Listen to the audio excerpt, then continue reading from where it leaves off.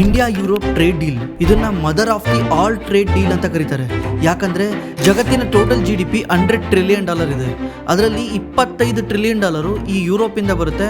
ನಮ್ಮ ಇಂಡಿಯಾದೊಂದು 4 ರಿಂದ 5 ಟ್ರಿಲಿಯನ್ ಸೇರಿಸ್ಕೊಂಡ್ರೆ ಜಗತ್ತಿನ 30% GDP ನ ಇದೊಂದು ಟ್ರೇಡ್ ಡೀಲ್ ಕನೆಕ್ಟ್ ಮಾಡುತ್ತೆ. ಅದಕ್ಕೆ ಇದನ್ನ mother of the all trade deal ಅಂತ ಕರೀತಾರೆ. ನೀವು ಇದ್ರ ಬಗ್ಗೆ ಎಲ್ಲಾ ಕಡೆ ಕೇಳಿರ್ಬೋದು, ಇದರಿಂದ ಏನು ಉಪಯೋಗ ಆಗುತ್ತೆ, ಎಷ್ಟು ಪರ್ಸೆಂಟು ಏನು ಅಂತ.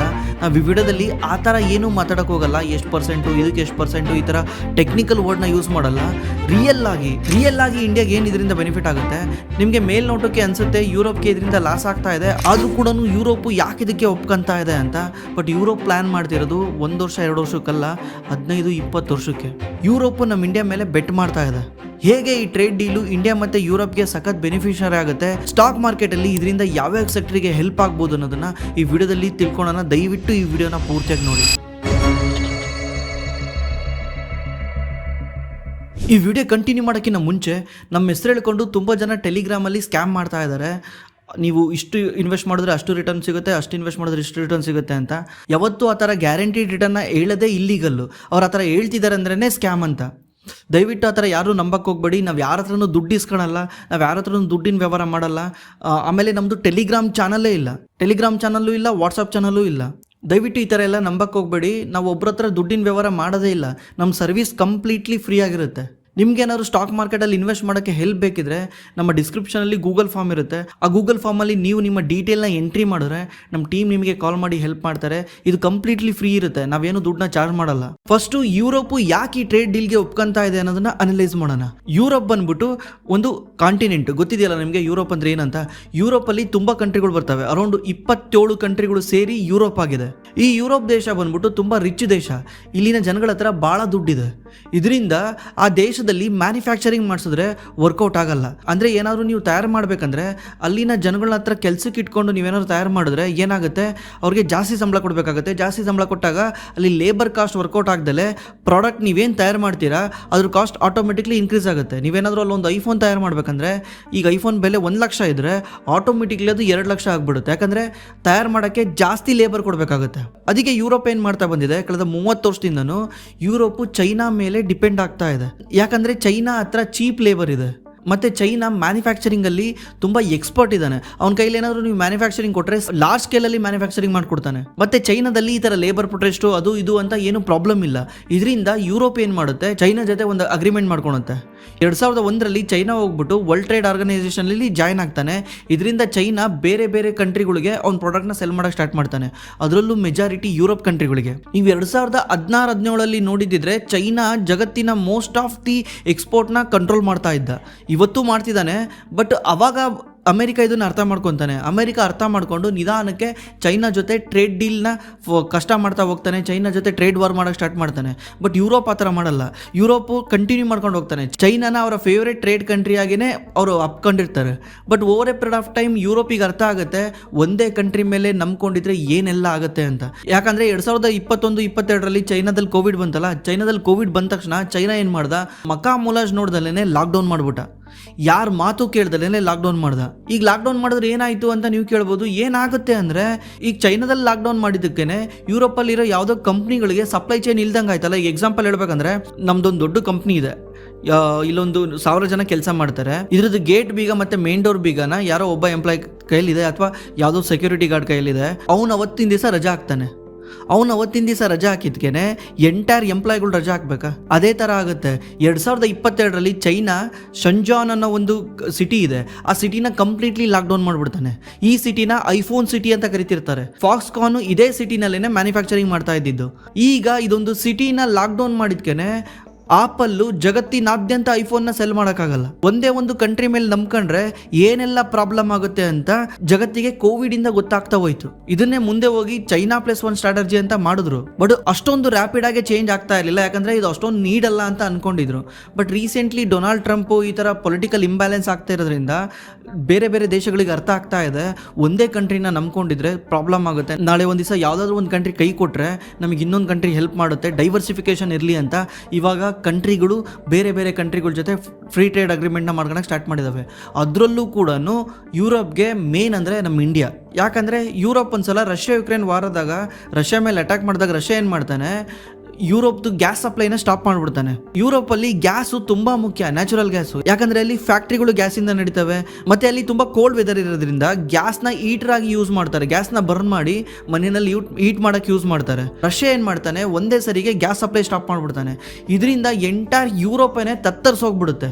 ಎಷ್ಟೋ ಜನ ಪ್ರಾಣ ಕಳ್ಕೊಂತಾರೆ. ಅವಾಗ ಯುರೋಪಿಗೆ ಅರ್ಥ ಆಗಿದ್ದೇನೆಂದ್ರೆ ಈ ಎರಡೂ ಕಂಟ್ರಿಗಳು ಅಥಾರಿಟೇರಿಯನ್ ಕಂಟ್ರಿಗಳಾಗಿರೋದ್ರಿಂದ, ಅಥಾರಿಟೇರಿಯನ್ ಅಂದ್ರೆ ಡಿಕ್ಟೇಟರ್ಶಿಪ್ ಕಂಟ್ರಿಗಳು, ಅಂದ್ರೆ ಅಲ್ಲಿ ರೂಲ್ಸ್ ರೆಗ್ಯುಲೇಷನ್ನ ಒಬ್ಬ ಕಂಟ್ರೋಲ್ ಮಾಡ್ಬೋದು. ಅಲ್ಲಿ ಕೋರ್ಟ್ಗಿನ್ನ ಮೇಲೆ ಅಲ್ಲಿನ ಗೌರ್ಮೆಂಟ್ ಇರುತ್ತೆ.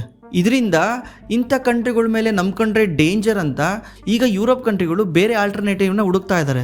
ಅದರಲ್ಲಿ ಬೆಸ್ಟ್ ಯಾರು ಅಂದರೆ ನಮ್ಮ ಇಂಡಿಯಾ. ಯಾಕಂದರೆ ನಮ್ಮ ಇಂಡಿಯಾಗೂ ಈಗ ಪ್ರಾಬ್ಲಮ್ ಅದೇ ಪ್ರಾಬ್ಲಮ್ಗೆ ಸೊಲ್ಯೂಷನ್ ಆಗಿ ಈಗ ಯುರೋಪ್ ಯೂನಿಯನ್ ಬರ್ತಾ ಇದೆ. ನೀವು ಪ್ರಾಬ್ಲಮ್ಗೆ ಸೊಲ್ಯೂಷನ್ ಕೊಡಕ್ಕೆ ಬಂದರೆ ಅಲ್ಲಿ ಡೀಲ್ ಆಟೋಮೆಟಿಕ್ಲಿ ಆಗುತ್ತೆ. ಹಾಗಿದ್ರೆ ನಮ್ಮ ಇಂಡಿಯಾಗೆ ಅಂಥದ್ದೇನು ಪ್ರಾಬ್ಲಮ್ ಇದೆ ಈ ಯುರೋಪ್ ಕಂಟ್ರಿಗಳು ರಿಸಾಲ್ವ್ ಮಾಡೋಕ್ಕೆ? ನಮ್ಮ ಇಂಡಿಯಾಗೆ ಇವಾಗ ಕರೆಂಟ್ ಪ್ರಾಬ್ಲಮ್ ಏನಂದರೆ, ನಮ್ಮ ಇಂಡಿಯಾದು GDP ಇದೆಯಲ್ಲ, ನಮ್ಮ ಇಂಡಿಯನ್ GDPನಲ್ಲಿ ಮ್ಯಾನುಫ್ಯಾಕ್ಚರಿಂಗು ಕೇವಲ 14-15% ಮಾತ್ರ ಇದೆ. ಉಳಿದಿರೋ 55% ಸರ್ವಿಸಸ್ಸಿಂದ ಬರುತ್ತೆ. ಅಂದರೆ ಟೆಕ್ನಾಲಜಿ ಇರ್ಬೋದು, ಕನ್ಸಲ್ಟೆನ್ಸಿ ಇರ್ಬೋದು, ಡಾಕ್ಟರ್ಸ್ ಇರ್ಬೋದು. ಈ ಸರ್ವಿಸ್ ಬೇಸ್ಡ್ GDPಗಳ ಪ್ರಾಬ್ಲಮ್ ಏನಂದರೆ, ಕೆಲವೊಬ್ಬರು ಜನ ಮಾತ್ರ ದುಡ್ಡು ಮಾಡ್ತಾರೆ. GDP ಮೇಲೆ ಹೋಗ್ತಾ ಇರುತ್ತೆ, ಬಟ್ ಎಲ್ಲರೂ ದುಡ್ಡು ಮಾಡಲ್ಲ. ಈಗ ನೀವು IT ಕಂಪ್ನಿಗಳಲ್ಲಿ ಎಲ್ಲರೂ ಸಂಬಳ ರೈಸ್ ಆಗ್ತಾ ಇರುತ್ತೆ, ಎಷ್ಟು ಜನ IT ಕಂಪ್ನಿನಲ್ಲಿ ಜಾಬ್ ಮಾಡೋಕ್ಕಾಗುತ್ತೆ? ಈ ರೀಸನಿಂದ ಎಕನಾಮಿ ಗ್ರೋ ಆಗ್ತಿರುತ್ತೆ, ಜಾಬ್ ಕ್ರಿಯೇಟ್ ಆಗ್ತಾ ಇರಲ್ಲ. ಇದನ್ನ ಜಾಬ್ಲೆಸ್ ಗ್ರೋತ್ ಅಂತ ಕರಿತೀವಿ. ಇದೇ ರೀಸನಿಂದನೇ ಎಷ್ಟೋ ಜನ ಇಂಜಿನಿಯರಿಂಗ್ ಸ್ಟೂಡೆಂಟ್ಸ್ಗಳಿಗೆ ಕೆಲಸ ಇಲ್ಲ, ಹೊರಗೆ ಬಂದರೂ ಕೆಲಸ ಇಲ್ಲ ಅಂತ ಅಳ್ತಿರೋದು ಏನಕ್ಕಂದ್ರೆ ಇದೇ ರೀಸನಿಂದ. ನಮ್ಮದು ಗೌರ್ಮೆಂಟು ಬಿಗ್ಗೆಸ್ಟ್ ಪ್ರಾಬ್ಲಮ್ ಏನು ಹೇಳಿ? ಜಾಬ್ ಕ್ರಿಯೇಷನ್ ಮಾಡ್ತಿಲ್ಲ ಅಂತ. ಯೂತ್ಸ್ಗಳಿಗೆ ಬೇಜಾರು ಏನಂದರೆ ಗೌರ್ಮೆಂಟ್ ಮೇಲೆ ಜಾಬ್ಸ್ ಇಲ್ಲ ಅಂತ. ನಮ್ಮ ಇಂಡಿಯಾಗೆ ಜಾಬ್ಸ್ ಬೇಕಂದ್ರೆ ಏನು ಮಾಡೋಕ್ಕಾಗುತ್ತೆ? ಎಷ್ಟೋ ಜನ ಅನ್ಕೊಂಡಿದ್ದಾರೆ ಗೌರ್ಮೆಂಟ್ ಕೆಲಸ ಹುಟ್ಟಾಕಬೇಕು ಅಂತ. ಗೌರ್ಮೆಂಟ್ ಕೆಲಸ ಹೆಂಗೆ ಹುಟ್ಟಾಕಕ್ಕೆ ಬರುತ್ತೆ? ಎಕನಾಮಿ ಬಗ್ಗೆ ಐಡಿಯಾ ಇರೋರು ಈ ಥರ ಥಿಂಕ್ ಮಾಡಲ್ಲ, ಐಡಿಯಾ ಇಲ್ದಾರ ಆ ಥರ ಥಿಂಕ್ ಮಾಡ್ಬೋದು, ಆ ಥರ ಹುಟ್ಟಾಕಕ್ಕೆ ಬರಲ್ಲ. ಪ್ರೈವೇಟ್ ಜಾಬ್ಸ್ನೇ ಹುಟ್ಟಾಕಬೇಕು. ಪ್ರೈವೇಟ್ ಜಾಬ್ಸ್ ಹುಟ್ಟಾಕಬೇಕಂದ್ರೆ ನಂಬರ್ ಆಫ್ ದ ಬಿಸ್ನೆಸ್ಗಳನ್ನ ಜಾಸ್ತಿ ಮಾಡಬೇಕು. ನಂಬರ್ ಆಫ್ ದಿ ಬಿಸ್ನೆಸ್ನ ಜಾಸ್ತಿ ಮಾಡಬೇಕಂದ್ರೆ ಗೌರ್ಮೆಂಟೇ ಒಂದು ಫ್ಯಾಕ್ಟ್ರಿ ಹಾಕೋಕ್ಕಾಗತ್ತಾ? ನಾನು ಶರ್ಟ್ ತಯಾರು ಮಾಡ್ತೀನಿ, ನಾನು ಬಟ್ಟೆ ತಯಾರು ಮಾಡ್ತೀನಿ ಅಂತ ಮುಂಚೆ ಮಾಡ್ತಿದ್ರು, PSU ಸೆಕ್ಟರ್ಗಳು ಮಾಡ್ತಿದ್ರು. ಬಟ್ ಅದೆಲ್ಲ ಲಾಸ್ ಮೇಕಿಂಗ್ ಆದಮೇಲೆ ಗೌರ್ಮೆಂಟು ಬಿಸ್ನೆಸ್ ಮಾಡೋದು ಬಿಟ್ಬಿಟ್ಟು ಈಗ ಪ್ರೈವೇಟ್ಗಳಿಗೆ ಹೆಲ್ಪ್ ಮಾಡ್ತಾ ಇದೆ, ನೀವು ಬಿಸ್ನೆಸ್ ಮಾಡಿ, ನೀವು ಜಾಬ್ ಕ್ರಿಯೇಟ್ ಮಾಡಿ ಅಂತ. ಈಗ ಎಲ್ಲರೂ ಜಾಬ್ ಕ್ರಿಯೇಟ್ ಮಾಡಬೇಕಂದ್ರೆ ಏನಾದರೂ ಪ್ರೊಡ್ಯೂಸ್ ಮಾಡಬೇಕಂದ್ರೆ ಅದನ್ನು ತಗೊಂಡೋಗಿ ಯಾರಿಗಾದ್ರೂ ಮಾರಬೇಕಲ್ಲ. ಮಾರಕ್ಕೆ ಯಾರನ್ನ ರೆಡಿ ಇದ್ರೆ ತಾನೇ ಪ್ರೊಡ್ಯೂಸ್ ಮಾಡೋಕ್ಕಾಗುತ್ತೆ. ಇದಕ್ಕೆ ಬೆಟರ್ ಸೊಲ್ಯೂಷನ್ ಅಂದರೆ ಮ್ಯಾನುಫ್ಯಾಕ್ಚರಿಂಗಲ್ಲಿ ಜಾಬ್ ಕ್ರಿಯೇಷನ್ ಸಖತ್ತಾಗುತ್ತೆ. ಒಂದು ಫ್ಯಾಕ್ಟ್ರಿ ಇದೆ ಅಂದರೆ ಅದರಲ್ಲಿ ಒಬ್ಬ ಇಂಜಿನಿಯರು ಇರ್ತಾನೆ, ಒಬ್ಬ P1 ಇರ್ತಾನೆ, ಒಬ್ಬ ಹೆಲ್ಪರು ಇರ್ತಾನೆ, ಪ್ರತಿಯೊಬ್ಬರು ಇರ್ತಾರೆ. ಒಂದು ಫ್ಯಾಕ್ಟ್ರಿನಲ್ಲಿ ತುಂಬ ಜನಕ್ಕೆ ಕೆಲಸ ಸಿಗುತ್ತೆ. ಇದರಿಂದ ನಮ್ಮದು ಜಾಬ್ ಕ್ರಿಯೇಷನ್ ಪ್ರಾಬ್ಲಮ್ ಸಾಲ್ವ್ ಆಗುತ್ತೆ. ಇದಕ್ಕೇನೆ ಗೌರ್ಮೆಂಟು ಮುಂಚಿಂದನೂ ಮ್ಯಾನುಫ್ಯಾಕ್ಚರಿಂಗ್ಗೆ ಪುಷ್ ಮಾಡ್ತಿರೋದು. 2014ರಲ್ಲಿ ಈ ಗೌರ್ಮೆಂಟ್ ಬಂದ್ಬಿಟ್ಟು make in India, Atmanirbhar Bharat ಈ ಥರ ಎಲ್ಲ ವರ್ಡ್ನ ಯೂಸ್ ಮಾಡ್ತಿದ್ರಲ್ಲ. ಏನಕ್ಕಂದರೆ ಇಂಡಿಯಾದಲ್ಲಿ ಮ್ಯಾನುಫ್ಯಾಕ್ಚರಿಂಗ್ ಆಗಲಿ ಅಂತ. ಯಾಕಂದರೆ ಜಾಬ್ ಕ್ರಿಯೇಷನ್ ಆಗುತ್ತೆ ಅಂತ. ಜಾಬ್ ಕ್ರಿಯೇಷನ್ ಆಗಬೇಕಂದ್ರೆ ಇಂಡಿಯಾ ಮ್ಯಾನುಫ್ಯಾಕ್ಚರಿಂಗ್ ಕಡೆ ತಲೆ ಕೆಡಿಸ್ಕೊಬೇಕು. ಮ್ಯಾನುಫ್ಯಾಕ್ಚರಿಂಗಲ್ಲೇ ಹೈಯೆಸ್ಟ್ ಜಾಬ್ ಕ್ರಿಯೇಷನ್ ಮಾಡೋಕ್ಕಾಗುತ್ತೆ. ಇವತ್ತು ನೀವು ಚೈನಾದು GDP ನೋಡಿದ್ರೆ 30% ಮ್ಯಾನುಫ್ಯಾಕ್ಚರಿಂಗಿಂದ ಬರುತ್ತೆ. ವಿಯೆಟ್ನಾಮ್ದು ಆಲ್ರೆಡಿ 25% ಮ್ಯಾನುಫ್ಯಾಕ್ಚರಿಂಗಿಂದ ಬರ್ತಾ ಇದೆ. ಸೌತ್ ಕೊರಿಯಾ ಕೂಡ ಒಂದು ಟೈಮಲ್ಲಿ ಪೀಕಲ್ಲಿ 30% ಮ್ಯಾನುಫ್ಯಾಕ್ಚರಿಂಗಿಂದ ಬರ್ತಾ ಇತ್ತು. ಅಂದರೆ ಕಂಟ್ರಿಗಳು ಬೆಳೆಯೋಕ್ಕೆ ಮ್ಯಾನುಫ್ಯಾಕ್ಚರಿಂಗ್ನ ಯೂಸ್ ಮಾಡ್ತವೆ, ಒನ್ಸ್ ಬೆಳೆದ ಮೇಲೆ ಸರ್ವಿಸ್ ಕಡೆ ಹೋಗ್ತವೆ. ಬಟ್ ನಮ್ಮ ಇಂಡಿಯಾದ ಪ್ರಾಬ್ಲಮ್ ಏನಂದರೆ, ನಮ್ಮ ಇಂಡಿಯಾ ಆಲ್ರೆಡಿ ಸರ್ವಿಸಿಂದ ಹೋಗಿದ್ರಿಂದ ಪ್ರಾಬ್ಲಮ್ ಆಗಿತ್ತು. ಈ ಮ್ಯಾನುಫ್ಯಾಕ್ಚರಿಂಗ್ ಮಾಡಬೇಕಂದ್ರೆ ಯಾರಿಗಾರು ಸೆಲ್ ಮಾಡಬೇಕಲ್ಲ, ನಾವು ಮಾಡಿರೋದನ್ನ ಯಾರನ್ನ ತಾಣಬೇಕಲ್ಲ. ಈಗ ಅದನ್ನು ತಗೊಳಕ್ಕೆ ಯುರೋಪ್ ಕಂಟ್ರಿಗಳು ಬಂದಿದ್ದಾವೆ. ಅದಕ್ಕೆ ಈ ಡೀಲು ನಮ್ಮ ಇಂಡಿಯಾಗೂ ಮತ್ತು ಯುರೋಪ್ಗೂ ಒಳ್ಳೆ ಡೀಲು. ಯುರೋಪ್ಗೆ ಯಾವ ರೀತಿ ಒಳ್ಳೆ ಡೀಲ್ ಅಂದರೆ, ಯುರೋಪು ಲಕ್ಸುರಿ ಕಾರ್ಗಳನ್ನ ಸೆಲ್ ಮಾಡುತ್ತೆ ಇಂಡಿಯಾಗೆ ಅಂತ ಹೇಳ್ತಾರೆ. ಈಗ ತುಂಬ ಜನ ನೀವು ನ್ಯೂಸಲ್ಲಿ ಕೇಳಿರ್ಬೋದು, ಇಂಪೋರ್ಟ್ ಡ್ಯೂಟಿ ಕಮ್ಮಿ ಆದ ತಕ್ಷಣ ಮರ್ಸಿಡೀಸು ಈ ಥರ ದೊಡ್ಡ ದೊಡ್ಡ ಗಾಡಿಗಳದ್ದು ಪ್ರೈಸ್ ಕಮ್ಮಿ ಆಗುತ್ತೆ ಅಂತ. ಅವು ಎಷ್ಟು ಸೆಲ್ ಆಗ್ತವೆ? ಎಷ್ಟು ಜನ ನಮ್ಮ ಇಂಡಿಯಾದಲ್ಲಿ ಅಫೋರ್ಡ್ ಮಾಡ್ತಾರೆ ಅವನ್ನ? ಮುಂಚೆನೇ ಅಫೋರ್ಡ್ ಮಾಡೋನೆ, ಇವಾಗಲೂ ಅಫೋರ್ಡ್ ಮಾಡ್ತಾನೆ. ಸಡನ್ಲಿ ಶಿಫ್ಟ್ ಆಗಲ್ಲ. ಯಾಕಂದರೆ ಬಡತನ ಅಷ್ಟೊಂದು ಇದೆಯಲ್ಲ, ಲೋ ಲೆವೆಲ್ ಸ್ಯಾಲ್ರಿ ನಮ್ಮ ಇಂಡಿಯಾದಲ್ಲಿ ಜಾಸ್ತಿ ಇದೆ. ಇದರಿಂದ ಯುರೋಪ್ ಕಂಟ್ರಿಗಳಿಗೆ ಅಷ್ಟೊಂದು ಹೆಲ್ಪ್ ಆಗಲ್ಲ. ಅವ್ರು ಸೆಲ್ ಮಾಡೋ LV ಬ್ಯಾಗ್ ಇರ್ಬೋದು, ಪರ್ಫ್ಯೂಮ್ಗಳಿರ್ಬೋದು, ದೊಡ್ಡ ದೊಡ್ಡ ಬ್ರ್ಯಾಂಡ್ಗಳಿರ್ಬೋದು, ಅದು ಯಾರು ನಮ್ಮ ಇಂಡಿಯಾದಲ್ಲಿ ಇವಾಗ ಅಫೋರ್ಡ್ ಮಾಡೋ ರೇಂಜಲ್ಲಿ ಇಲ್ಲ. ಬಟ್ ಯುರೋಪ್ ಏನು ಥಿಂಕ್ ಮಾಡ್ತಾ ಇದೆ, ಲಾಂಗ್ ಟರ್ಮಿಗೆ ಬೆಟ್ ಮಾಡ್ತಾ ಇದೆ. ಏನಾಗುತ್ತೆ, ಇಂಡಿಯಾದಲ್ಲಿ ಒಂದ್ಸಲ ಮ್ಯಾನುಫ್ಯಾಕ್ಚರಿಂಗಿಂದ ಜಾಬ್ ಕ್ರಿಯೇಷನ್ ಆದಮೇಲೆ ಜನಗಳ ಕೈಯಲ್ಲಿ ದುಡ್ಡು ಹರಿದಾಡುತ್ತೆ. ಎಲ್ಲರೂ ಸೇವ್ ಮಾಡ್ತಾರಾ? ಸೇವ್ ಮಾಡೋಕ್ಕೆ ಚಾನ್ಸೇ ಇಲ್ಲ. ಅವ್ರ ಲೈಫ್ ಸ್ಟೈಲ್ನ ಅಪ್ಗ್ರೇಡ್ ಮಾಡ್ಕೊಳಕ್ಕೆ ಟ್ರೈ ಮಾಡ್ತಾರೆ. ಇದರಿಂದ ಸ್ಪೆಂಡಿಂಗ್ ಜಾಸ್ತಿ ಮಾಡ್ತಾರೆ, ಕನ್ಸಂಪ್ಷನ್ ಬೂಮ್ ಆಗುತ್ತೆ. ನೀವು ನಾರ್ಮಲಿ ಚಪ್ಪಲಿ ಹಾಕೊತಿರೋರು ಶೂ ಹಾಕೋಣಕ್ಕೆ ಸ್ಟಾರ್ಟ್ ಮಾಡ್ತೀರಾ. ನಾರ್ಮಲಿ ಬ್ರ್ಯಾಂಡ್ ಶೂ ಯೂಸ್ ಮಾಡ್ತಿರೋರು ನೆಕ್ಸ್ಟು ನೈಕಿ, ಅಡಿಡಾಸ್ ಈ ಥರ ಶೂ ಹಿಂದೆ ಹೋಗ್ತಾರೆ. ಅದೇ ರೀತಿ ಮನೆಗಳಲ್ಲೂ ಕೂಡ ಲಕ್ಸುರಿ ಐಟಮ್ಗಳನ್ನ ಯೂಸ್ ಮಾಡೋಕ್ಕೆ ಸ್ಟಾರ್ಟ್ ಮಾಡ್ತಾರೆ. Middle class upper middle class ಆಗ್ತಾನೆ, upper middle class higher middle class ಆಗ್ತಾನೆ. ತುಂಬ ಪೂರ್ ಇದ್ದವರು ಮಿಡಲ್ ಕ್ಲಾಸಿಗೆ ಬರ್ತಾರೆ. ಅವಾಗ ಏನಾಗುತ್ತೆ, ಇಂಡಿಯಾದಲ್ಲಿ ಕನ್ಸಂಪ್ಷನ್ ಜಾಸ್ತಿ ಆಗುತ್ತೆ. ಕನ್ಸಂಪ್ಷನ್ ಅಂದರೆ ಎಲ್ಲರ ಕೈಲೂ ದುಡ್ಡು ಹರಿದಾಡುತ್ತೆ. ಅಮೆರಿಕಾಗೆ ಎಲ್ಲರೂ ಸೆಲ್ ಮಾಡೋಕ್ಕೆ ಯಾಕೆ ಇಷ್ಟಪಡ್ತಾರೆ ಹೇಳಿ ನೋಡೋಣ? ಯಾಕಂದರೆ ಅಮೆರಿಕನ್ಸ್ ಹತ್ರ ದುಡ್ಡಿದೆ, ನೀನೇನು ಸೆಲ್ ಮಾಡಿದ್ರು ತಗೊಳ್ತಾರೆ. ಅದೇ ರೀತಿ ಇಂಡಿಯನ್ ಎಕಾನಮಿ ಕೂಡ 15-20 ವರ್ಷ ಬಿಟ್ಟರೆ ಕನ್ಸಂಪ್ಷನ್ ಬೇಸ್ಡ್ ಎಕಾನಮಿ ಆಗುತ್ತೆ. ಆವಾಗ ಯುರೋಪು ಅಲ್ಲಿರೋ ಮ್ಯಾನುಫ್ಯಾಕ್ಚರಿಂಗ್ ಐಟಮ್ಗಳನ್ನ ಇಂಡಿಯಾಗೆ ಸೆಲ್ ಮಾಡ್ಬೋದು. ನೀವು ನೋಡಿರ್ಬೋದು ಡೀಲು ಈಗೇನು ಬರ್ತಾ ಇದೆಯಲ್ಲ ಅದು over a period of time ಅದು ಟ್ಯಾರಿಫ್ ರೇಟ್ ಕಮ್ಮಿ ಆಗೋದು. ಸಡನ್ಲಿ ಕಮ್ಮಿ ಆಗಲ್ಲ, ಸಡನ್ಲಿ ಝೀರೋ ಆಗಲ್ಲ. ಈಗ ನೀವು ಕಾರ್ದು ಇದೆಲ್ಲ ಚೆಕ್ ಮಾಡಿದ್ರೆ ಸಡನ್ಲಿ ಝೀರೋ ಆಗಲ್ಲ, ಅದು 5 ವರ್ಷ ಬಿಟ್ಟು ಝೀರೋ ಆಗೋದು, 5 ವರ್ಷ ಬಿಟ್ಟು 10% ಈ ಥರ ಕಮ್ಮಿ ಆಗ್ತಾ ಹೋಗುತ್ತೆ. Over a period of time zero ಆಗುತ್ತೆ. ಬಟ್ ಯುರೋಪ್ ಯಾಕೆ ಇದಕ್ಕೆ ಒಪ್ಕೊಂತ ಇದೆ? ಯುರೋಪ್ಗೆ ಗತಿ ಇಲ್ಲ ಮತಿ ಇಲ್ಲ ಅನ್ನಂಗೆ ಆಗಿದೆ. ಇವಾಗ ಯುರೋಪ್ಗೆ ಒಂದು ಸ್ಟೇಬಲ್ ಕಂಟ್ರಿ ಬೇಕು. ಸಡನ್ಲಿ ಯಾರೋ ಒಬ್ಬರು ಚೇಂಜ್ ಮಾಡೋದು, ಯಾರೋ ಒಬ್ಬರು ಕೈಲಿ ಪವರ್ ಇರೋದು ಒಳ್ಳೇದಲ್ಲ. ಇಂಡಿಯಾದಲ್ಲಿ ಡೆಮೋಕ್ರಸಿ ಇದೆ, ಮತ್ತು ನಮ್ಮದು ಕಾನ್ಸ್ಟಿಟ್ಯೂಷನ್ ಇದೆ, ಕೋರ್ಟ್ ಇದೆ. ಕೋರ್ಟಲ್ಲಿ ಸ್ವಲ್ಪ ಡಿಸಿಷನ್ ಬರೋದು ಲೇಟ್ ಆಗ್ಬೋದು, ಬಟ್ ಒಂದು ಬಂದೇ ಬರುತ್ತೆ. ಅದ್ರ ಮೇಲೆ ನಂಬಿಕೆ ಇದೆ. ನಾಳೆ ಯಾವುದೋ ಒಂದು ಇದು ಗೌರ್ಮೆಂಟ್ ಮೇಲೆ ಹೋಗಿ ಯಾವುದೋ ಕಂಪ್ನಿ ಕೇಸ್ ಹಾಕಿದ್ರೆ ಕೋರ್ಟಲ್ಲಿ ರಿಸಾಲ್ವ್ ಆಗುತ್ತೆ. ಬಟ್ ಚೈನಾದಲ್ಲಿ, ರಷ್ಯಾದಲ್ಲಿ ಈ ಥರ ಎಲ್ಲ ಮಾಡೋಕ್ಕಾಗಲ್ಲ, ಯಾಕಂದರೆ ಅಲ್ಲಿ ಅವರೇ ಸುಪ್ರೀಮು. ಇದರಿಂದ ಈ ಥರ ರಿಸ್ಕಿ ಕಂಟ್ರಿಗಳಿಂದ ನಿಧಾನಕ್ಕೆ ಎಕ್ಸಿಟ್ ಆಗ್ತಾ ಇದ್ದಾವೆ. ಯಾಕಂದರೆ ರಿಲಯಬಲ್ ಇರಬೇಕಲ್ಲ, ಅಲ್ಲಿನ ಜನಗಳಿಗೆ ಯೂಸ್ ಮಾಡೋಕ್ಕೆ ಬಟ್ಟೆ ಬೇಕಪ್ಪ, ಬಟ್ಟೆ ಬೇಕು. ಅಲ್ಲೂ ಟ್ರೇಡ್ ಆಗಬೇಕಲ್ಲ, ಆ ದೇಶದಲ್ಲೂ ಎಕಾನಮಿ ಸರ್ವೈವ್ ಆಗಬೇಕಂದ್ರೆ ಆ ದೇಶದಲ್ಲೂ ಬೈ ಸೆಲ್ ಆಗ್ತಾ ಇರಬೇಕು. ಸೆಲ್ ಆಗಬೇಕಂದ್ರೆ ಬೈ ಮಾಡೋಕ್ಕೆ ಐಟಮ್ ಇರಬೇಕಲ್ಲ. ಐಟಮ್ ತಯಾರು ಮಾಡೋಕ್ಕೆ ಆಲ್ರೆಡಿ ಯುರೋಪು ಚೈನಾ ಮೇಲೆ ಡಿಪೆಂಡ್ ಆಗಿದೆ. ನಾಳೆ ಚೈನಾ ಏನಾದರೂ ತಲೆ ಕೆಟ್ಬಿಟ್ರೆ, ಏನಾದರೂ ರೂಲ್ಸ್ ತಗೊಂಬಂದ್ಬಿಟ್ರೆ ಅವ್ನು ಸಪ್ಲೈ ಮಾಡಲ್ಲ ಅಂತ ಹೇಳಿದ್ರೆ ಈಗ ಸಡನ್ಲಿ ಆ ಎಕಾನಮಿನೇ ಉಲ್ಟಸಿದಾಗೋಗುತ್ತೆ. ಅದಕ್ಕೆ ಅವನೊಂದು ರಿಲಯಬಲ್ ಕಂಟ್ರಿನ ನೋಡ್ತಾ ಇದ್ದಾರೆ, ಅದು ನಮ್ಮ ಇಂಡಿಯಾನೇ. ಇದರಿಂದ ಯಾವ್ಯಾವ ಇಂಡಸ್ಟ್ರಿಗೆ ಬೆನಿಫಿಟ್ ಆಗುತ್ತೆ? ಮೆಜಾರಿಟಿಯಾಗಿ ಬೆನಿಫಿಟ್ ಆಗೋದು ಟೆಕ್ಸ್ಟೈಲ್ ಇಂಡಸ್ಟ್ರಿಗೆ. ಬಿಕಾಸ್ ಮುಂಚೆ 12% ಇತ್ತು ಟ್ಯಾರಿಫು. ನಾವೇನಾದರೂ ₹100 ಐಟಮ್ನ ಯುರೋಪಿಗೆ ಸೆಲ್ ಮಾಡಿದ್ರೆ ₹12 ಆಗ್ತಾಯಿತ್ತು, ₹112 ಆಗ್ತಿತ್ತು. ಯಾಕಂದರೆ ಯುರೋಪ್ ಕಂಟ್ರಿಗಳು ನಮ್ಮ ಇಂಡಿಯಾ ಮೇಲೆ 12% ಟ್ಯಾರಿಫ್ ಹಾಕಿದ್ವು. ಅದೇ ಬಾಂಗ್ಲಾದೇಶಿಗೆ ಫ್ರೀ ಇತ್ತು. ಬಾಂಗ್ಲಾದೇಶ ಒಂದು ಅಗ್ರಿಮೆಂಟ್ ಮಾಡ್ಕೊಂಡಿದೆ, ಅದರಿಂದ ಬಾಂಗ್ಲಾದೇಶ ಫ್ರೀ. ಬಾಂಗ್ಲಾದೇಶ್ ಮ್ಯಾನುಫ್ಯಾಕ್ಚರಿಂಗ್ ಮಾಡಿ ಯುರೋಪಿಗೆ ಸೆಲ್ ಮಾಡಿದ್ರೆ ಯಾವುದೇ ರೀತಿ ಟ್ಯಾಕ್ಸ್ ಹಾಕಲ್ಲ. ₹100 ಐಟಮ್ ಅಲ್ಲೂ ₹100. ಇವಾಗ ನಮ್ಮ ಇಂಡಿಯಾ ಇಲ್ಲಿಂದ ಡೀಲ್ ಮಾಡ್ಕೊಂಡಿರೋದ್ರಿಂದ ತುಂಬ ಐಟಮ್ಗಳನ್ನ ನಾವು ಎಕ್ಸ್ಪೋರ್ಟ್ ಮಾಡ್ಬೋದು ಬೇರೆ ದೇಶಗಳಿಗೆ. ಅಂದರೆ ಯುರೋಪ್ ಕಂಟ್ರಿಗಳು ಎಕ್ಸ್ಪೋರ್ಟ್ ಮಾಡ್ಬೋದು, ಬಾಂಗ್ಲಾದೇಶ ಜೊತೆ ಕಾಂಪೀಟ್ ಮಾಡ್ಬೋದು. ಈಗ ಬಾಂಗ್ಲಾದೇಶನ ಯಾರು ನಂಬ್ತಾರೆ? ನೋಡಿದಿರಲ್ಲ ರೀಸೆಂಟ್ಲಿ ಬಾಂಗ್ಲಾದೇಶ ಕತೆ ಏನಾಗ್ತಾ ಇದೆ ಅಂತ. ಬಾಂಗ್ಲಾದೇಶಲ್ಲಿ ಪೊಲಿಟಿಕಲಿ ಬ್ಯಾಲೆನ್ಸ್ ಇಲ್ಲ, ಪೊಲಿಟಿಕಲ್ ಇನ್ಸ್ಟೇಬಲ್ ಇದೆ ಕಂಟ್ರಿ. ಇದರಿಂದ ಯಾರೂ ಆ ಕಂಟ್ರಿನ ನಂಬಲ್ಲ. ಆರ್ಡ್ರ್ ಕೊಡೋಕ್ಕೂ 100 ಸಲ ಯೋಚನೆ ಮಾಡ್ತಾರೆ. ಈಗ ನೀವೊಂದು ಮದುವೆ ಆರ್ಡ್ರ್ ಕೊಡ್ಬೇಕಂತಿದ್ದೀರಾ, 1000 ಜನಕ್ಕೆ ಊಟಕ್ಕೆ ಕೇಳಬೇಕಂತಿದ್ದೀರಾ, ಎಂಥರ್ಗೆ ಹೇಳ್ತೀರಾ? ನಿಮಗೆ ಕರೆಕ್ಟ್ ಟೈಮಿಗೆ ತಂದ್ಕೊಡೋನ್ಗ, ಅಲ್ಲಿ ಎಲ್ಲನೂ ಕರೆಕ್ಟ್ ಟೈಮಿಗೆ ನಿಭಾಯಿಸೋನಿಗೆ ಹೇಳ್ತೀರಾ? ಅಥವಾ ಯಾರೋ ಒಬ್ಬ ಚೀಪಾಗಿ ಕೊಡ್ತಾ ಇದ್ದಾನೆ, ₹50 ಕಮ್ಮಿ ಕೊಡ್ತಾನೆ ಪರ್ ಪ್ಲೇಟ್ ಹಂಗೆ, ಅಥವಾ ಕಮ್ಮಿ ರೇಟಲ್ಲಿ ಚಾರ್ಜ್ ಮಾಡ್ತಾನೆ ಅಂತ ಅವನಿಗೆ ಕೊಡ್ತೀರಾ? ಯಾರಿಗೆ ಕೊಡ್ತೀರಾ?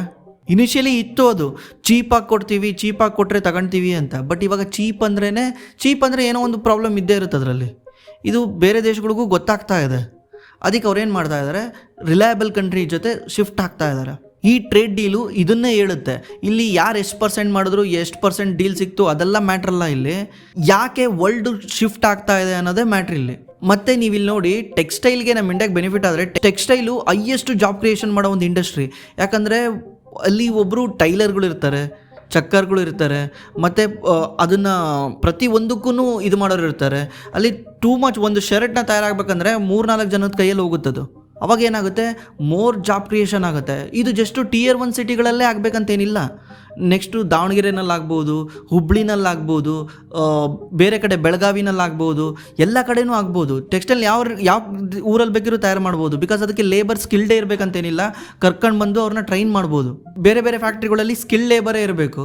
ಆಗ ಅವ್ರಿಗೆ ಸುತ್ತಮುತ್ತದಲ್ಲಿರೋ ಎಂಪ್ಲಾಯ್ಗಳನ್ನೇ ಕರ್ಕೊಬೇಕಾಗುತ್ತೆ ಅಂತ ತುಂಬ ಫ್ಯಾಕ್ಟ್ರಿಗಳು ಬೇರೆ ಊರಿಗೆ ಮೂವ್ ಆಗಲ್ಲ. ಬಟ್ ಟೆಕ್ಸ್ಟೈಲಲ್ಲಿ ಏನಾದರೂ ನೀಟಾಗಿ ಮಾಡಿದ್ರೆ ಆರಾಮ್ಸೆ Tier 2, Tier 3 ಸಿಟೀಸ್ಗಳಿಗೆ ಫ್ಯಾಕ್ಟ್ರಿನ ಮೂವ್ ಮಾಡ್ಬೋದು. ಅಲ್ಲಿ ಜಾಬ್ ಕ್ರಿಯೇಷನ್ ಆಗುತ್ತೆ. ಟೆಕ್ಸ್ಟೈಲ್ ಅಂದ ತಕ್ಷಣ ನಾವು ಹಾಕೊಳೋ ಬಟ್ಟೆಗಳು ಇದೆ ಅನ್ಕೊಂಬೇಡಿ. ನಾವು ಹಾಕೊಳೋ ಬಟ್ಟೆಗಳೆಲ್ಲನೂ ಲೋ ಎಂಡ್. ಆ್ಯಕ್ಚುಲಿ ಹೇಳ್ಬೇಕಂದ್ರೆ ಹೈ ಎಂಡ್ ಎಲ್ಲನೂ ಎಕ್ಸ್ಪೋರ್ಟ್ ಆಗುತ್ತೆ. ನೀವು ಕೇಳಿರ್ತೀರಲ್ಲ, ಹೈ ಎಂಡ್ ಎಕ್ಸ್ಪೋರ್ಟ್ ಮಾಡ್ತಾರೆ, ಲೋ ಎಂಡ್ ನಮಗೆ ಕೊಡ್ತಾರೆ. ಅದೇ ರೀತಿ ಆಗುತ್ತೆ. ಝಾರಾ, H&M ಇವರೆಲ್ಲರೂ ಕೂಡ ಇಂಡಿಯಾ ಹತ್ರನೇ ಮ್ಯಾನುಫ್ಯಾಕ್ಚರಿಂಗ್ ಮಾಡಿಸ್ತಾರೆ. ಬಾಂಗ್ಲಾದೇಶ ಹತ್ರ ಮಾಡಿಸ್ತಾಯಿದ್ರು, ವಿಯೆಟ್ನಾಮ್ ಹತ್ರ ಮಾಡಿಸ್ತಾಯಿದ್ರು, ಇವಾಗ ಇಂಡಿಯಾ ಜೊತೆ ಮಾಡಿಸ್ತಾರೆ. ಯಾಕಂದರೆ ಇಂಡಿಯಾದಿಂದ ಯುರೋಪಿಗೆ ಶಿಫ್ಟ್ ಮಾಡೋದು ಚೀಪ್ ಅಂತ. ಒಂದು ಟೆಕ್ಸ್ಟೈಲ್ ಇಂಡಸ್ಟ್ರಿಗೆ ಸಖತ್ತು ಬೆನಿಫಿಟ್ ಆಗುತ್ತೆ. ಇನ್ನೊಂದು ಆಟೋ ಕಾಂಪೋನೆಂಟ್ ಇಂಡಸ್ಟ್ರಿಗೆ. ಆಟೋ ಕಾಂಪೋನೆಂಟ್ ಯಾರ್ಯಾರು ಸಪ್ಲೈ ಮಾಡ್ತಾರೆ ಅವ್ರಿಗೂ ಕೂಡ ಸಖತ್ ಬೆನಿಫಿಟ್ ಆಗುತ್ತೆ. ಬಿಕಾಸ್ ಯುರೋಪು ಆಲ್ರೆಡಿ ಎಲೆಕ್ಟ್ರಿಫಿಕೇಷನ್ ಕಡೆ ತುಂಬ ಮಕ ಮಾಡಿ ನೋಡ್ತಾ ಇದೆ. ಅಲ್ಲಿ ಸ್ವಲ್ಪ ಪೊಲ್ಯೂಷನ್ ಕಮ್ಮಿ ಆಗಬೇಕು ಅಂತ ಏನು ಮಾಡ್ತಾ ಇದೆ, ಅಲ್ಲಿ ಆಲ್ರೆಡಿ ಎಲೆಕ್ಟ್ರಿಫಿಕೇಷನ್ ಜಾಸ್ತಿ ಆಗಿದೆ. ಎಲೆಕ್ಟ್ರಿಕ್ ಕಾರ್ಗಳು ಸೇಲ್ಸ್ ಜಾಸ್ತಿ ಆಗ್ತಾ ಇದೆ, ಮತ್ತು ಸೋಲಾರ್ನ ಯೂಸ್ ಮಾಡೋಕ್ಕೆ ಸ್ಟಾರ್ಟ್ ಮಾಡಿದ್ದಾರೆ. ಇದರಿಂದ ಈ ಕಾಂಪೋನೆಂಟ್ಸ್ ಬೇಕಲ್ಲ. ಈಗ ಅವರು ಎಲೆಕ್ಟ್ರಿಕ್ ಕಾರ್ ಸೆಲ್ ಮಾಡ್ಬೋದು, BMW ಸೆಲ್ ಮಾಡ್ಬೋದು. ಬಟ್ BMW ಕಾರ್ ತಯಾರು ಮಾಡೋಕ್ಕೆ ತುಂಬ ಕಾಂಪೋನೆಂಟ್ಸ್ ಬೇಕಾಗ್ತಾವಲ್ಲ, ಅದನ್ನು ಯಾರ ಹತ್ರ ಬೈ ಮಾಡ್ತಾರೆ? ಮುಂಚೆ ಚೈನಾ ಹತ್ರ ಬೈ ಮಾಡೋರು, ಇವಾಗ ಇಂಡಿಯಾ ಹತ್ರ ಬೈ ಮಾಡ್ತಾರೆ. ನೀವು ರೀಸೆಂಟ್ಲಿ ಫೋರ್ಸ್ ಮೋಟ್ರದ್ದು ಶೇರ್ ಪ್ರೈಸ್ ಮೇಲೋಗಿರೋದು ನೋಡಿದ್ದೀರಾ? ಯಾವ ರೀತಿ ಮೇಲೋಗ್ತಾ ಇದೆ? ಯಾಕಂದರೆ ಅದು ಫೋರ್ಸ್ ಮೋಟ್ರ್ ಅಂದರೆ ಏನು ಹೇಳಿ, TT ಗಾಡಿ ಬರುತ್ತಲ್ಲ, TT ಗಾಡಿ, ಕ್ರೂಸರು, ಇದನ್ನು ಸೆಲ್ ಮಾಡೋ ಕಂಪ್ನಿ ಅದು. TT ಗಾಡಿ ಸೇಲ್ ಆಗಿದ್ದಕ್ಕೆ ಅಷ್ಟೊಂದು ಶೇರ್ ಪ್ರೈಸ್ ಮೇಲೆ ಹೋಗುತ್ತಾ? ಅಷ್ಟೊಂದು ಗಾಡಿಗಳು ನೋಡ್ತಿದ್ದೀರಾ ನೀವು ಹೊರಗಡೆ ಕಮರ್ಷಿಯಲ್ ವೆಹಿಕಲ್ಲು? ಅದೊಂದೇ ಹೆಂಗೆ ಯಾಕೆ ಜಾಸ್ತಿ ಸೇಲ್ ಆಗ್ತಾ ಇದೆ? ಅದಕ್ಕೆಲ್ಲ ಅವ್ರು BMW ಜೊತೆ ಒಂದು ಡೀಲ್ ಮಾಡ್ಕೊಂಡಿದ್ದಾರೆ, ಮತ್ತು ರೋಲ್ಸ್ ರಾಯ್ಸ್ಗೂ ಕೂಡ ಅವರು ಒಂದು ಸಮ್ ಐಟಮ್ನ ಸೆಲ್ ಮಾಡ್ತಾ ಇದ್ದಾರೆ. ಇದು just beginning. Over a period of time ನಮ್ಮ ಇಂಡಿಯನ್ ಕಂಪ್ನಿಗಳು ಕೂಡ ಯುರೋಪ್ ಕಂಟ್ರಿಗಳಿಗೆ ಪ್ರಾಡಕ್ಟ್ನ ಸೆಲ್ ಮಾಡ್ತವೆ, ಕಾಂಪೋನೆಂಟ್ಸ್ಗಳನ್ನ ಸೆಲ್ ಮಾಡ್ತವೆ. ಮತ್ತು ತುಂಬ ಜನ ಹೇಳ್ತಿದ್ದಾರೆ ನಮ್ಮ ಇಂಡಿಯನ್ ಆಟೋ ಮ್ಯಾನುಫ್ಯಾಕ್ಚರ್ಗಳಿಗೆ ತುಂಬ ತೊಂದರೆ ಆಗುತ್ತೆ ಅಂತ. ನನ್ನ ಪ್ರಕಾರ ಅಷ್ಟೊಂದೇನು ಎಫೆಕ್ಟ್ ಆಗಲ್ಲ. ಯಾಕಂದರೆ ಯುರೋಪ್ ಕಂಟ್ರಿಗಳಲ್ಲಿ ಈ ರೇಂಜಲ್ಲಿ 15 ಲಕ್ಷದ ಒಳಗಡೆ ಗಾಡಿಗಳು ಸೆಲ್ ಮಾಡೋ ರೇಂಜಲ್ಲಿ ಯುರೋಪ್ ಕಂಟ್ರಿಗಳ ಹತ್ರ ಕಾರೇ ಇಲ್ಲ. ಅವ್ರು ಬಂದ್ಬಿಟ್ಟು ಇವ್ರಿಗೆ ಕಾಂಪಿಟೇ ಮಾಡೋಕ್ಕಾಗಲ್ಲ. ನನ್ನ ಪ್ರಕಾರ ಇಂಡಿಯನ್ ಕಂಪ್ನಿಗಳು ಹೋಗ್ಬಿಟ್ಟು ಯುರೋಪಲ್ಲಿ ಕಾಂಪೀಟ್ ಮಾಡ್ಬೋದು ಅನ್ಸುತ್ತೆ. ಲೈಕ್ ಮಹೇಂದ್ರ ಹತ್ರ ಎಂತೆಂಥ ಗಾಡಿಗಳಿದಾವೆ, 18-20 ಲಕ್ಷಕ್ಕೆಲ್ಲ ಎಂತೆಂಥ ಲಕ್ಸುರಿ ಗಾಡಿಗಳಿದಾವೆ. ಎಲೆಕ್ಟ್ರಿಕ್ ವೆಹಿಕಲ್ ಇರ್ಬೋದು. ಅದೇನಾಗ್ಬೋದು, ನಿಧಾನಕ್ಕೆ ಮಹೇಂದ್ರ ಇಲ್ಲಿರೋ ಗಾಡಿಗಳನ್ನ ಯುರೋಪಿಗೆ ಸೆಲ್ ಮಾಡ್ಬೋದು. ಆಕ್ಚುಲಿ ಹೇಳ್ಬೇಕಂದ್ರೆ ನಮ್ಮ ಇಂಡಿಯಾದಲ್ಲಿ ಇಷ್ಟೊಂದೆಲ್ಲ ಟ್ಯಾಕ್ಸ್ ಹಾಕಿ 40% GST ಹಾಕ್ತಾರೆ. 40% GST ಹಾಕಿನೇ ಇದು 18-20 ಲಕ್ಷಕ್ಕೆ ಸೆಲ್ ಮಾಡ್ತಾ ಇದ್ದಾರೆ. ನಾಳೆ ಒಂದ್ಸಲ ಗೌರ್ಮೆಂಟ್ ಏನೋ ಚಿಕ್ಕ ಸಪೋರ್ಟ್ ಮಾಡಿದ್ರೆ ಆರಾಮಾಗಿ ಇವರು ಹೋಗ್ಬಿಟ್ಟು ಯುರೋಪ್ಗೆ ಸೆಲ್ ಮಾಡ್ಬೋದು. ಯುರೋಪ್ ಕಂಟ್ರಿಗಳಲ್ಲಿ ನೀವು ನಮ್ಮ ಇಂಡಿಯನ್ ಮಹೇಂದ್ರ ಕಾರ್ಗಳನ್ನ ನೋಡ್ಬೋದು, ಟಾಟಾ ಕಾರ್ಗಳನ್ನ ನೋಡ್ಬೋದು. ಯಾಕಂದರೆ ಈ ರೇಂಜಲ್ಲಿ ಯುರೋಪಲ್ಲಿ ಮ್ಯಾನುಫ್ಯಾಕ್ಚರಿಂಗ್ ಮಾಡಿಸೋದು ಭಾರಿ ಕಷ್ಟ. ಯಾಕಂದರೆ ಸಿಂಪಲಾಗಿ ಅರ್ಥ ಮಾಡ್ಕೊಳ್ಳಿ, ಎಕನಾಮಿಕ್ಸ್ನ ಅರ್ಥ ಮಾಡ್ಕೊಳ್ಳಿ. 15-20 ಲಕ್ಷದ ಕಾರ್ನ ತಯಾರು ಮಾಡೋಕ್ಕೆ ಸೇಮ್ ಲೇಬರ್ ಬೇಕಾಗ್ತಾರೆ, ಸೇಮ್ ಫ್ಯಾಕ್ಟ್ರಿ ಬೇಕಾಗುತ್ತೆ. ಈ ಫ್ಯಾಕ್ಟ್ರಿ ಈ ಲೇಬರ್ನ ಅಲ್ಲಿ ಮೇಂಟೈನ್ ಮಾಡೋದು ಕಷ್ಟ. ಅದಕ್ಕೆ ಅವರು ಐ ಎಂಡ್ ಕಾರ್ಗಳನ್ನ ಸೆಲ್ ಮಾಡೋದು, ಐ ಎಂಡ್ ಕಾರ್ಗಳಿಂದ ಹೋಗೋದು. ಅವ್ರು ಲೋಕಲ್ ಕಾರ್ಗಳನ್ನ ಈಗ ಚೈನಾಯಿಂದ ಇಂಪೋರ್ಟ್ ಮಾಡ್ಕೊತಿದ್ದಾರೆ. ಈ BYD ಎಲ್ಲನೂ ಯುರೋಪಲ್ಲಿ ಸೆಲ್ ಮಾಡ್ತಾ ಇದ್ದಾನೆ. 15-20 ಲಕ್ಷದ ರೇಂಜ್ ಕಾರ್ಗಳು ಇಂಡಿಯಾಯಿಂದ ಎಕ್ಸ್ಪೋರ್ಟ್ ಆಗ್ತವೆ. ಅವ್ರು ಬಂದು ಸೆಲ್ ಮಾಡಲಿ, BMW ಇದನ್ನೆಲ್ಲ ಸೆಲ್ ಮಾಡಿ ದುಡ್ಡಿರೋರು ತಾಣ್ತಾರೆ. ದುಡ್ಡಿರೋರು ತಾರೀಫ್ ಹಾಕಿದ್ರು ತಾಂತಾರೆ, ತಾರೀಫ್ ಹಾಕ್ಲಿಲ್ಲದ್ರು ತಾಂತಾರೆ. ಲಕ್ಸುರಿ ಕಾರ್ಗಳನ್ನ ತಗೊಂಡ್ಲಿ, ಇಂಡಿಯಾದಲ್ಲೂ ಲಕ್ಸುರಿ ಕಾರ್ಗಳು ತಗೊಂಡ್ಲಿ, ಬಟ್ ನಮ್ಮ ಇಂಡಿಯನ್ ಕಾರ್ಗಳು ಯುರೋಪಿಗೆ ಎಕ್ಸ್ಪೋರ್ಟ್ ಆಗ್ತವೆ ಅಂತ ನಮ್ದೊಂದು ಅನಿಸಿಕೆ. We may be wrong, but market ಆ ಥರ ರಿಯಾಕ್ಟ್ ಮಾಡ್ತಾ ಇಲ್ಲ. ಸಡನ್ಲಿ ಆ ಥರ ರಿಯಾಕ್ಟ್ ಮಾಡಬೇಕಿತ್ತಲ್ಲ. 0.5%, 1% ಎಲ್ಲ ನಥಿಂಗ್. ಅದು ನಾರ್ಮಲ್ ಮಾರ್ಕೆಟ್ ಮೇಲೆ ಕೆಳಗೆ ಹೋಗೋದು ಇದ್ದಿದ್ದೇನೆ. ಆಮೇಲೆ ನೀವು ಖುದ್ದು ಈ ಮ್ಯಾನೇಜ್ಮೆಂಟ್ನ ರಿವ್ಯೂನ ಕೇಳಿ. ಅವ್ರದ್ದು ಇವಾಗ ಇಂಡಿಯಾದಲ್ಲಿ ನಂಬರ್ 1 ಆಗಬೇಕು, ಇಂಡಿಯಾದಲ್ಲಿ ನಂಬರ್ 2 ಆಗಬೇಕು ಅನ್ನೋದು ಆಂಬಿಷನ್ ಅಲ್ಲ.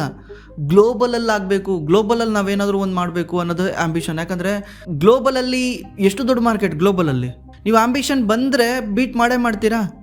ಬರೋದೇ ಮ್ಯಾಟ್ರ್ ಆಗಿರೋದಲ್ಲ ಇಲ್ಲಿ. ನಾನು ಇಂಡಿಯಾ ಜೊತೆ, ಮಾರುತಿ ಜೊತೆ ಫೈಟ್ ಮಾಡ್ತೀನ, ಟಾಟಾ ಜೊತೆ ಫೈಟ್ ಮಾಡ್ತೀನಿ ಅಂತ ಕೂತ್ಕೊಳ್ಳೋದಕ್ಕಿಂತ ನಾನು ನಾಳೆ BMW ಜೊತೆ ಫೈಟ್ ಮಾಡ್ತೀನ, ಆಡಿ ಜೊತೆ ಫೈಟ್ ಮಾಡ್ತೀನ. ಈ ಥರ ಅಟ್ಲೀಸ್ಟ್ ಒಂದು ಥಾಟ್ ಪ್ರೊಸೆಸ್ ಚೇಂಜ್ ಆದರೆ they can become big. Because market ದೊಡ್ಡದಿದೆ ಅಲ್ಲ. ಯುರೋಪ್ ಜಗತ್ತಿನ 25% ಮಾರ್ಕೆಟು ಅದೇ ಅಂದರೆ ಅಲ್ಲಿಗೆ ನೀವೇನಾದ್ರು ಸೆಲ್ ಮಾಡಿದ್ರೆ ಯು ಕ್ಯಾನ್ ಮೇಕ್ ಮನಿ. ನನ್ನ ಪ್ರಕಾರ ಏನಂದರೆ ಈ ಡೀಲು ನೆಕ್ಸ್ಟು 5-10 ವರ್ಷಕ್ಕೆ ಯಾವುದೇ ರೀತಿ ಎಫೆಕ್ಟ್ ಮಾಡಲ್ಲ. Because manufacturing take time. ಒಂದು ಫ್ಯಾಕ್ಟ್ರಿ ಹಾಕೋಕ್ಕೆ ಇಂಡಿಯಾದಲ್ಲಿ ತುಂಬ ಟೈಮ್ ಹಿಡಿಯುತ್ತೆ. Over a period of time ಒಂದು 5-6 ವರ್ಷ ಆದಮೇಲೆ ರಿಸಲ್ಟ್ ತೋರ್ಸೋಕ್ಕೆ ಸ್ಟಾರ್ಟ್ ಮಾಡುತ್ತೆ. ಬಟ್ ಇದು ಬಿಗಿನಿಂಗ್. ಒಂದು ಸಲ ನಮ್ಮ ಇಂಡಿಯಾ ಇದರಲ್ಲಿ ಸಕ್ಸಸ್ ಆಗಿಬಿಟ್ರೆ, ಯಾಕಂದರೆ ಮ್ಯಾನುಫ್ಯಾಕ್ಚರಿಂಗ್ ಭಾರಿ ಕಷ್ಟ, ಅಷ್ಟು ಈಸಿ ಅಲ್ಲ. ಇಲ್ಲಿ ತುಂಬ ರೂಲ್ಸು ರೆಗ್ಯುಲೇಷನ್ಸ್ ಬರ್ತವೆ. ನೀವು ಮರ ಕಟ್ ಮಾಡಿದ್ರೆ ಜನ ಬಂದು ಸ್ಟ್ರೈಕ್ ಮಾಡ್ತಾರೆ, ಪೊಲ್ಯೂಷನ್ ಅಂತ ಇದು ಹೇಳ್ತಾರೆ.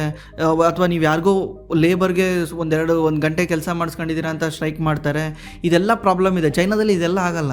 ಚೈನಾ ಏನು ಮಾಡ್ತಾನೆ, ಬುಲ್ಡೋಸರ್ ಹತ್ತಿಸ್ಬಿಡ್ತಾನೆ. ಗಾಂಚಲಿ ಮಾಡಿದ್ರೆ ಜನ ಸ್ಟ್ರೈಕ್ ಮಾಡಿದ್ರೆ ಮುಗೀತು, ಶೂಟ್ ಮಾಡ್ಬಿಡ್ತಾನೆ. ನೋಡಿರ್ಬೋದು ನೀವು 1980 ಅನ್ಸುತ್ತೆ, ಡೆಮೋಕ್ರಸಿಗೋಸ್ಕರ ಜನ ಬಂದ್ಬಿಟ್ಟು ರೋಡಿಗೆ ಇಳಿದಿರ್ತಾರೆ. ಒಬ್ರು ಬಿಡ್ದಂಗೆ ಸಾಯಿಸ್ತಾ ಆಗ್ತಾನೆ, ಬುಲ್ಡೋಸರ್ ಹತ್ತಿಸ್ಬಿಡ್ತಾನೆ ಎಲ್ಲರ ಮೇಲೂ. ನಮ್ಮ ಇಂಡಿಯಾದಲ್ಲಿ ಆ ಥರ ಆಗಲ್ಲ. ಯಾಕಂದರೆ ಇಲ್ಲಿ ಲಾ ಇದೆ, ರೂಲ್ಸ್ ಆ್ಯಂಡ್ ರೆಗ್ಯುಲೇಷನ್ ಇದೆ. ಇದೆಲ್ಲನೂ ಪ್ರಾಬ್ಲಮ್ ಮಾಡ್ಬೋದು. ಮೇನ್ ಅಂದರೆ ಸ್ಟೇಟ್ಗಳು ಸಪೋರ್ಟ್ ಮಾಡಬೇಕು. ಯಾಕಂದರೆ ಇಲ್ಲಿ ಡೆಲ್ಲಿನಲ್ಲಿ ಕುತ್ಕೊಂಡು ಒಂದು ರೂಲ್ಸ್ ಮಾಡಿದ್ದಾರೆ, ಮಾತಾಡಿದ್ದಾರೆ, ಓಕೆ. ಬಟ್ ರಿಯಲ್ ಆಗಿ ಎಕ್ಸಿಕ್ಯೂಷನ್ ಆಗೋದು ಸ್ಟೇಟಲ್ಲ. ಅವರಿಗೆ ಜಾಗ ಕೊಡೋದಾಗಲಿ, ಅವ್ರನ್ನ ಎಲ್ಲಿ ಇದು ಮಾಡೋದಾಗಲಿ, ನಾನು ನಿಮಗೆ ಈ ಥರ ಕೊಡ್ತೀನಿ, ನಮ್ಮ ಸ್ಟೇಟಲ್ಲಿ ಬನ್ನಿ, ನಮ್ಮ ಸ್ಟೇಟಲ್ಲಿ ಫ್ಯಾಕ್ಟ್ರಿ ಹಾಕಿ, ಇನ್ವೆಸ್ಟ್ಮೆಂಟ್ ಬರುತ್ತಲ್ಲ. ಈಗ ಪ್ರೈವೇಟ್ ಇನ್ವೆಸ್ಟರ್ಸು ಇನ್ವೆಸ್ಟ್ ಮಾಡ್ತಿದ್ದಾರೆ ಅಂದರೆ ಅವರಿಗೆ ಹೆಲ್ಪ್ ಮಾಡಿಬಿಟ್ರೆ ಆರಾಮಾಗಿ ಅವ್ರು ಇನ್ವೆಸ್ಟ್ ಮಾಡ್ತಾರೆ. ಇದರಿಂದ ಲೋಕಲಲ್ಲಿ ಜಾಬ್ ಕ್ರಿಯೇಷನ್ ಆಗುತ್ತೆ. ಲೋಕಲಲ್ಲಿ ಜಾಬ್ ಕ್ರಿಯೇಷನ್ ಆದರೆ ಯಾರಿಗೆ ಬೆನಿಫಿಟ್ ಆಗುತ್ತೆ? ಅಲ್ಲೇ ಎಲ್ಲ ಊರುಗಳಲ್ಲೂ ಜಾಬ್ ಸಿಕ್ಕರೆ ಎಲ್ಲರೂ ಬೆಂಗಳೂರಿಗೆ ಓಡ್ಬರೋದು ಏನಿರುತ್ತೆ, ಕಾಸ್ಟ್ ಕಮ್ಮಿ ಆಗುತ್ತೆ, ಫ್ಯಾಕ್ಟ್ರಿಗಳಿಗೂ ಚೀಪ್ ಲೇಬರ್ ಸಿಗ್ತಾರೆ. ಇದರಿಂದ ಸ್ಟೇಟ್ಗೆ ಹೆಲ್ಪ್ ಆಗುತ್ತೆ. ಬಟ್ ಸ್ಟೇಟ್ ಯಾವ ರೀತಿ ಇದನ್ನು ಪರಿಗಣಿಸ್ತೆ ಅಂತ ನೋಡಬೇಕು.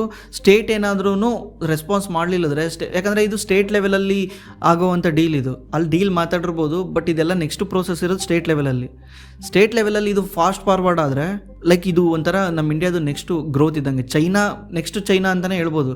ಇಂಡಿಯಾ ಬಿಕಮ್ ನೆಕ್ಸ್ಟ್ ಚೈನಾ ಅಂತ ಹೇಳ್ಬೋದು. ಯಾಕಂದರೆ ಒಂದ್ಸಲ ಯುರೋಪ್ ಕಂಟ್ರಿಗಳ ಜೊತೆ ಡೀಲ್ ಸರಿಯಾಗಿ ಚೆನ್ನಾಗಿ ನಾವು ಟ್ರೇಡ್ ಮಾಡ್ಕೊಂಡು ಹೋದರೆ ನಾಳೆ ಬೇರೆಯವರು ಬರ್ತಾರೆ. ಜಪಾನ್ ಬರ್ತಾನೆ, ಅಮೆರಿಕ ಬರ್ತಾನೆ, ಬೇರೆ ಈ ಕಡೆ ನಾರ್ತ್ ಅಮೆರಿಕಾದಲ್ಲಿರೋ ಕೆನಡಾ, ಈ ಕಂಟ್ರಿಗಳೆಲ್ಲ ಬರೋಕ್ಕೆ ಸ್ಟಾರ್ಟ್ ಮಾಡ್ತವೆ. ಚೈನಾನ ನಿಧಾನಕ್ಕೆ ಕಮ್ಮಿ ಮಾಡ್ತಾ ಬರ್ತಾರೆ. ಚೈನಾ ಆಲ್ರೆಡಿ ಮ್ಯಾನುಫ್ಯಾಕ್ಚರಿಂಗ್ನ ಕಮ್ಮಿ ಮಾಡಿದ್ದಾನೆ. ಅಂದರೆ ಚೈನಾ ಇವಾಗ ಹೈಟೆಕ್ಲಿಗೆ ಹೋಗ್ತಾ ಇದ್ದಾನೆ. ಅಂದರೆ AI ಇರ್ಬೋದು, ರೋಬೋಟಿಕ್ ಇರ್ಬೋದು, ಇದರಿಂದ ಹೋಗ್ತಾ ಇದ್ದಾನೆ. ಅವನು ಮ್ಯಾನುಫ್ಯಾಕ್ಚರಿಂಗ್ನ ಕೈ ಬಿಡ್ತಿದ್ದಾನೆ. ಮುಂಚೆ ಅವನು ಟಾಯ್ಸ್ನ ಮಾಡ್ತಾ ಇದ್ದ, ಇವಾಗ ಆಲ್ರೆಡಿ ಅವರು AI, ರೋಬೋಟಿಕ್ಸು ಈ ಥರ ಮಾತಾಡ್ತಿದ್ದಾರೆ. ಚೈನಾಗೇನು ಎಫೆಕ್ಟ್ ಆಗಲ್ಲ. ಚೈನಾ ಬೇಡ ಅಂದಿದ್ದನ್ನ ನಮ್ಮ ಇಂಡಿಯಾ ತಗೊಂಡಂಗೆ ಆಗುತ್ತೆ ಅಷ್ಟೇ. ಬಟ್ ನಮಗೂ ಬೆನಿಫಿಟ್ ಆಗುತ್ತೆ. ನೋಡಿ, ಏನೋ ಒಂದು ಮಾಡಬೇಕಂದ್ರೆ ಇನಿಷಿಯಲಿ ಏನಾದರೂ ಮಾಡಲೇಬೇಕಾ? ನೀವು ಹೋಗಿ ಡೈರೆಕ್ಟ್ ನನಗೆ ಒಳ್ಳೆ ಕೆಲಸ ಬೇಕು ಅಂದರೆ ಕೂತ್ಕೊಳಕ್ಕಾಗಲ್ಲ. ಇನಿಷಿಯಲಿ ಯಾವುದೋ ಒಂದು ಕೆಲಸಕ್ಕೆ ಸೇರ್ಕೊಂಡು ನಿಧಾನಕ್ಕೆ ಕೈಯಲ್ಲಿ ದುಡ್ಡು ಬರ್ತಾ ನೀವು ಟಾಪ್ ಲೆವೆಲ್ಗೆ ಹೋಗಬೇಕು. ಹಂಗೆ ನೀನು ಡೈರೆಕ್ಟ್ಲಿ ನಾನು AI ಮಾಡ್ತೀನಿ, ಡೈರೆಕ್ಟ್ಲಿ ನಾನು ರೋಬೋಟಿಕ್ಸ್ ಮಾಡ್ತೀನಿ ಅನ್ನೋಕ್ಕೆ ನಮ್ಮ ಹತ್ರ R&D ಸ್ಪೆಂಡ್ ಮಾಡೋಕ್ಕೆ ದುಡ್ಡೇ ಇಲ್ಲ ಇಂಡಿಯಾದಲ್ಲಿ. R&D ಮೇಲೆ ಸ್ಪೆಂಡ್ ಮಾಡಲ್ಲ ಅಂತ ತುಂಬ ಜನ ಅಳ್ತಾರೆ. ದುಡ್ಡಿಲ್ಲಲ್ಲ, ಎಲ್ಲಿಂದ ಸ್ಪೆಂಡ್ ಮಾಡ್ತಾರೆ? ಒನ್ಸ್ ಕೈಯಲ್ಲಿ ದುಡ್ಡು ಬರ್ತಾ ನಿಧಾನಕ್ಕೆ ಚೇಂಜ್ ಆಗುತ್ತೆ. ಲೈಕ್ ನನ್ನ ಪ್ರಕಾರ ನೀವೊಂದು 30-40 ವರ್ಷ ಬಿಟ್ಟು ನೋಡೋ ಇಂಡಿಯಾ ಈ ಥರ ಇರಲ್ಲ. ಇರ್ಬೋದು, ಈ ಥರ ಡೌನ್ ಟರ್ನ್ಗಳು ಬರ್ಬೋದು. ಸ್ವಲ್ಪ ಈ ಥರ ಬಂದರೆ ಅಲ್ಲ ಒಳ್ಳೇದು. ನಾವು ಬೇರೆ ಏನೋ ಥಿಂಕ್ ಮಾಡ್ತೀವಿ. ಯಾವತ್ತು ನೆಗೆಟಿವಿಟಿ ಶಾರ್ಟ್ ಟರ್ಮಲ್ಲಿ ಬಂದರೆ ಲಾಂಗ್ ಟರ್ಮಲ್ಲಿ ಪಾಸಿಟಿವೇ ಆಗುತ್ತೆ. ಎಲ್ಲ ಕರೆಕ್ಟ್ ಆಗಿದ್ದರೆ ನಮಗೆ ಪೇನ್ ಅಂದರೆ ಏನು ಅಂತ ಗೊತ್ತಾಗಲ್ಲ. ಮತ್ತೆ ಇನ್ನೊಂದು ಸೆಕ್ಟರ್ ಬಗ್ಗೆನೇ ಹೇಳೋದು ಮರ್ತೋಗಿದ್ದೆ, ಕೆಮಿಕಲ್ ಸೆಕ್ಟರ್. ಕೆಮಿಕಲ್ ಸೆಕ್ಟರ್ಗೂ ಭಯಂಕರ ಹೆಲ್ಪ್ ಆಗುತ್ತೆ. ಯಾಕಂದರೆ ಕೆಮಿಕಲ್ನ ಎಲ್ಲರೂ ಸಡನ್ಲಿ ತಯಾರು ಮಾಡೋಕ್ಕಾಗಲ್ಲ. ಅದಕ್ಕೆ ತುಂಬ ಸ್ಟ್ಯಾಂಡರ್ಡೈಸೇಷನ್ ಬೇಕಾಗುತ್ತೆ. ನಮ್ಮ ಇಂಡಿಯಾ ಅಮೆರಿಕಾಗೆಲ್ಲ ಸೆಲ್ ಮಾಡೋದ್ರಿಂದ ನಮ್ಮ ಇಂಡಿಯಾ ಆಲ್ರೆಡಿ ಒಂದು ಲೆವೆಲ್ ಮೇಲಿದೆ.